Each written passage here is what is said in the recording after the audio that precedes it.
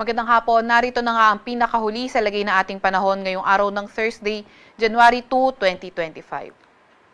Yung ating northeast monsoon o amihan sa extreme northern Luzon na muna nakakaapekto ngayon. Kaya asahan natin sa Batanes yung maulap na papawirin na may mga kasamang pag-ulan dahil nga sa amihan o northeast monsoon. Samantalang itong shear line nakakaapekto sa nalalabing bahagi ng Northern Luzon at silangang bahagi ng Central Luzon. Itong shear line yung salubungan ng malamig na hangin galing northeast at mainit na hangin galing silangan.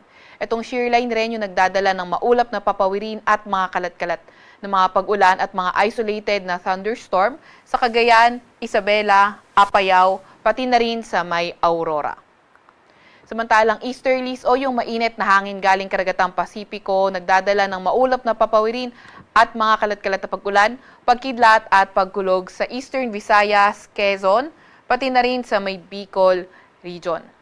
Para naman sa lagay ng panahon sa Metro Manila at nalalabing bahagi ng ating kapuluan, asahan na natin yung bahagyang maulap hanggang sa maulap na papawirin na may mga pulupulong pag-ulan, pagkidlat at pagkulog. Ingat pa nga rin sa mga inuulan ng mga nakaraang araw pa dahil sa mga banta ng pagbaha o pagguho ng lupa.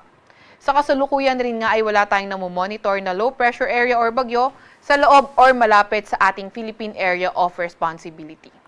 Para naman sa lagay ng ating panahon bukas, asahan nga natin itong shear line sa silangang bahagi na lang ng Northern Luzon, magdadala ng mga paulan. Northeast monsoon naman o hanging amihan, magdadala ng mga paulan extreme Northern Luzon, pati na rin sa may Cordillera Administrative Region, pati na rin sa ilang bahagi ng Ilocos Region. Asahan nga rin natin yung maulap na papawirin mga kalat-kalat na pag-ulan, pagkidlat at pagkulog sa may Kalayaan Islands kabilang ng Palawan. Para naman sa Metro Manila at nalalabing bahagi ng Luzon, partly cloudy to cloudy skies weather tayo at may mga tsansa ng mga localized thunderstorms. Agwat ng temperatura bukas sa Metro Manila at Legazpi ay 25 to 30 degrees Celsius. Sa Tagaytay naman at Tugigaraw ay 22 to 28 degrees Celsius. 16 to 23 degrees Celsius sa may Baguio at 24 to 31 degrees Celsius sa may Lawag. Agwat naman ang temperatura bukas sa Puerto Princesa at Kalayaan Islands ay 25 to 31 degrees Celsius. Para naman sa lagay ng panahon, Visayas at Mindanao, for tomorrow, asahan na nga natin yung mabuting panahon, fair weather conditions with chances of localized thunderstorms. Agwat ng temperatura sa Iloilo at Tacloban ay 24 to 30 degrees Celsius. 25 to 31 degrees Celsius sa may Metro Cebu. 24 to 33 degrees Celsius sa may Zamboanga.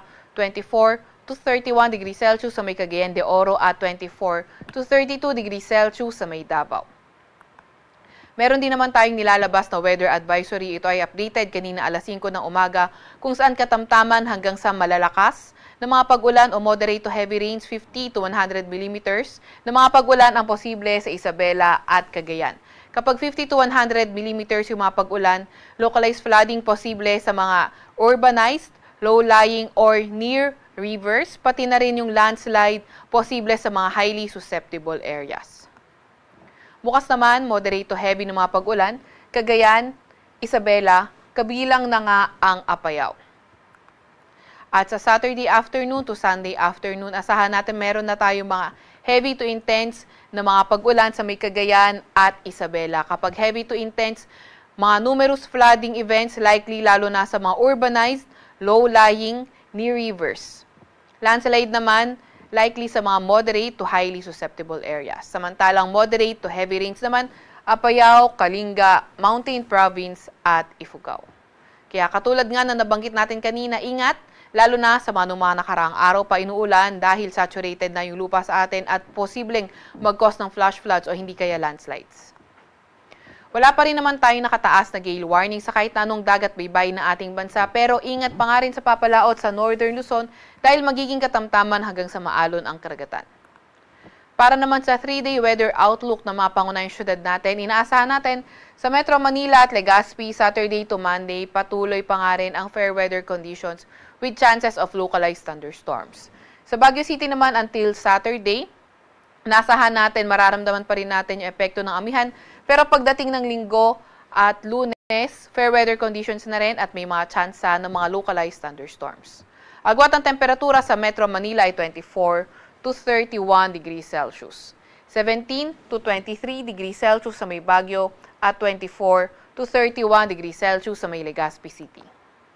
Para naman sa mga pangunahing syudad sa Visayas, Metro Cebu at Iloilo City, the next 3 days, Saturday to Monday, fair weather conditions rin, pero may mga tsansa pa nga ng mga localized thunderstorms. Pero sa Tacloban, Saturday, naasahan natin na magiging maulan, pero pagdating naman ng Sunday and Monday, mag-i-improve na yung weather natin sa lugar na yan.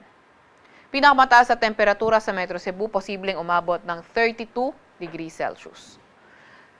Sa Iloilo City naman ay 24 to 32 degrees Celsius agwat ang temperatura at 25 to 32 degrees Celsius sa may Tacloban City. Para naman sa mga pangunahing syudad sa Mindanao, asahan natin sa Metro Davao, Saturday at Sunday patuloy pa nga rin yung maulap na papawirin at mga kalat-kalat na pag-ulan at pagkilat-pagkulog. Pero pagdating naman ng Lunes, mag-i-improve na yung panahon sa Metro Davao. Cagayan, De Oro City at Zamboanga City patuloy pa nga rin fair weather conditions na may mga pulupulong pag-ulan, pagkidlat at pagkulog. Sa Metro Davao, 24 to 32 degrees Celsius sa agwat ng temperatura, 24 to 32 degrees Celsius naman sa may Cagayan de Oro at 24 to 34 degrees Celsius sa may Zamboanga City.